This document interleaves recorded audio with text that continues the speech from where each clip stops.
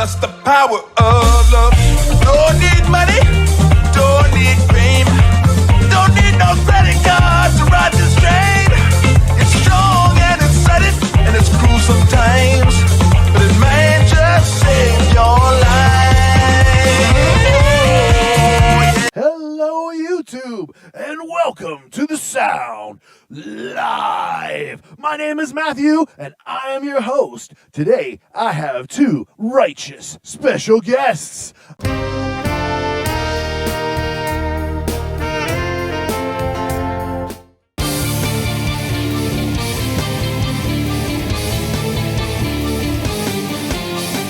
I have Evelyn Holland and Kyle Walz. Evelyn is a singer-songwriter and musician. Her group is Keys of Solomon. What are you doing right now? You tell us about your latest projects. Well, I mean, I'm getting together with a few people this week and kind of, testing the waters with new people. So it's not any like particular projects that I have going, but I'm definitely going to be doing a bunch of jamming this week. Oh, I love jamming. Jamming is so much fun. And also, I have with me Kyle Walz. Kyle Walz is another singer-songwriter and musician. What's on your calendar this week, Kyle? I need to mention last week, my cat now is so interested that I'm sitting here talking to my computer. Last week on my channel, I had two new things going on. One is I found some footage of when I got to perform in New York City. And so I shared kind of like a review of that performance, one of the songs, and the cool introduction I had. And the other one is I have a city music story series. And actually, some Leaper suggested that I do the Tillman Brothers.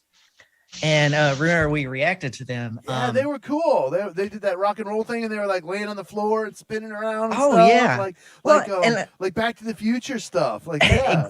Exactly. So I didn't realize that they were actually from The Hague. You know, they went from Indonesia to the Netherlands, and they made the Netherlands be the first or the third country to accept rock and roll like on the regular charts. So as you know, United States, the UK, and then Netherlands. And that was kind of a neat little tidbit of rock and roll history.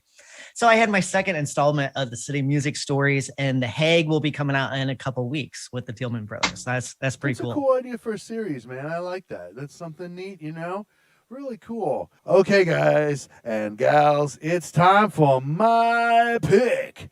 Yeah. My pick, I was struggling. I didn't know. I couldn't think of anything. At first, Aleep was going to be my pick, and I was just going to like go through and do a crowd pick. But then I turned on my computer and I go to YouTube Studio in order to make sure that I have everything I need from previous videos to copy and paste when I'm making my description for my live stream, whatever. Right away, boom, front and center on my recommended. It's The Power of Love. Huey Lewis in the News funk cover featuring Bahamas by the Scary Pockets. And I was just like, I love the Scary Pockets, and I love Huey Lewis in the News, and my favorite song by them is The Power of Love. And Eve is coming, and we were talking about working on a cover of The Power of Love, and I was like, the universe is telling me, and this just came out today. So this is super hot and fresh, and I'm super happy to help to promote it. I haven't heard it yet, but I'm super excited to react to it. What do you guys want to say about this? I'm excited to hear a fresh take on it because it was, as a kid, I was way into the Back to the Future movies. I mean, who wasn't, I guess. Yeah. Yeah. Back to the Well, Future. I always dig. As a kid, I hated Huey Lewis. I guess when I first saw him on MTV, that era, and it just got old so quick, kind of like Billy Joel from that era, and a bunch of other bands like that. But now I hear Huey Lewis and I can appreciate it more. I'm not totally saturated in wanting to hear something, wanting to hear my music on MTV instead of what everybody else wanted to hear, So yeah, and Scary Pockets, they always do such a thick, dope groove with whatever it is they're doing. So this should be cool. Oh yeah. I've been a fan of Scary Pockets for a couple of years now, maybe 3 years now, and every single thing I've heard by them has been really cool. I really enjoy listening to them. Have you heard Scary Pockets, Eve? I haven't. Okay. Ah. Well, this is Eve's first reaction to Scary Pockets. Yeah. Okay. So without further ado, musicians panel reacts to Scary Pockets, The Power of Love, Huey Lewis and the News funk cover featuring Bahamas. Here we go.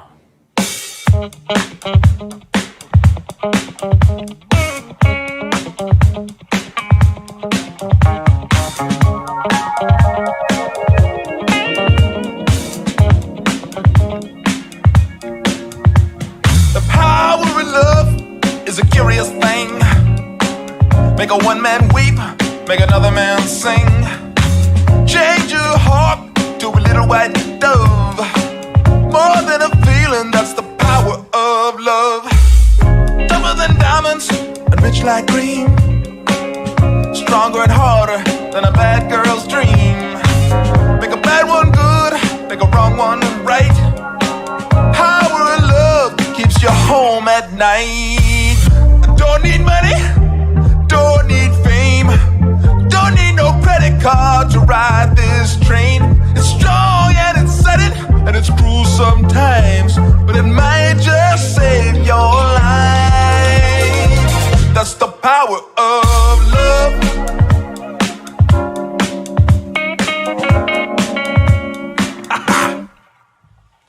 First time you feel it, it might make you sad. Next time you feel it, it might make you mad. But you'll be glad, baby, when you found that's the power makes the world go round. I don't need money, don't need fame, don't need no credit card to ride this train. It's strong and it's sudden and it's cruel sometimes, but it might just save your life. That's the power of love. Don't need money, don't need fame, don't need no credit card to ride this train. It's strong and it's sudden and it's cruel sometimes, but it might just save your life.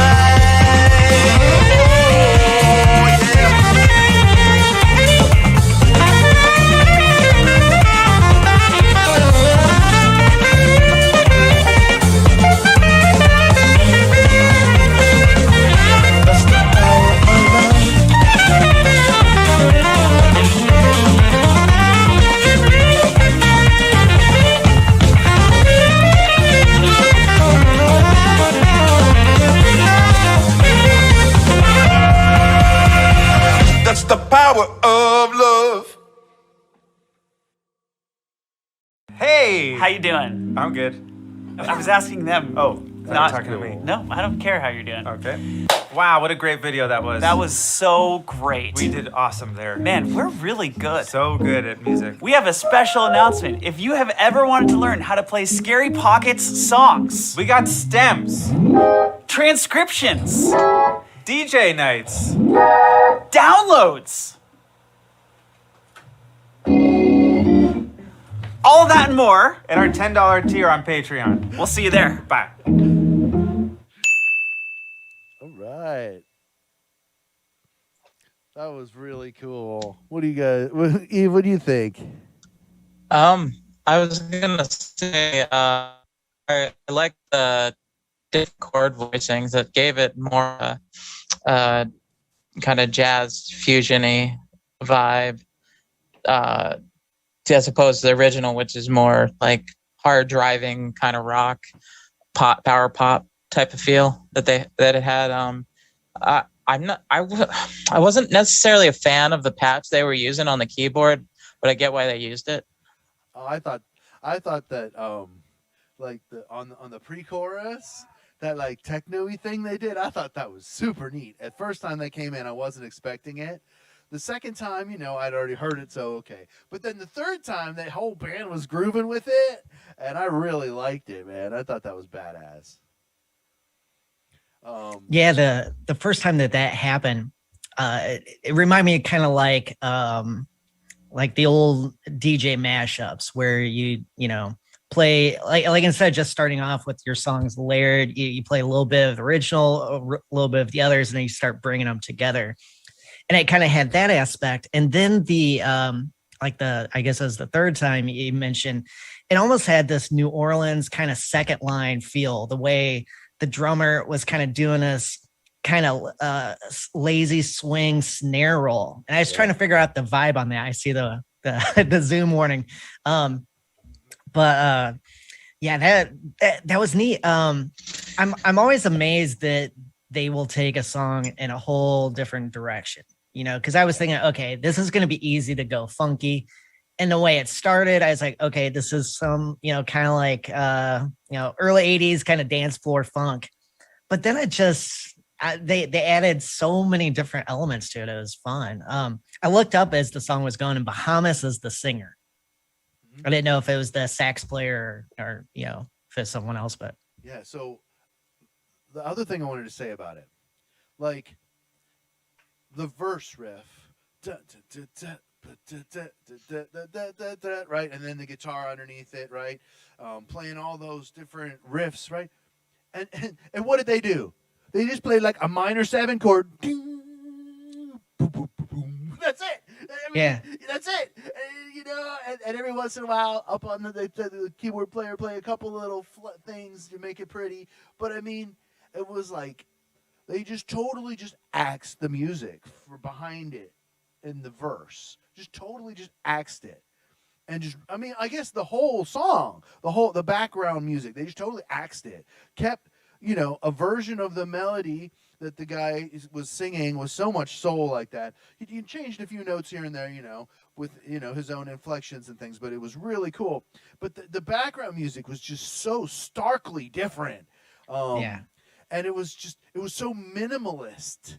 You know, there was so many spots where like I was used to hearing so much more going on in the background music, and they're just like, doo.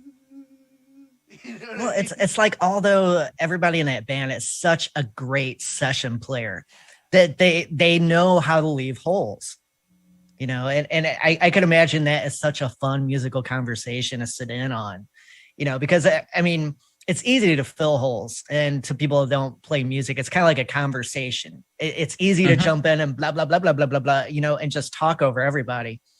But imagine that you're having a conversation with friends and everybody stops talking.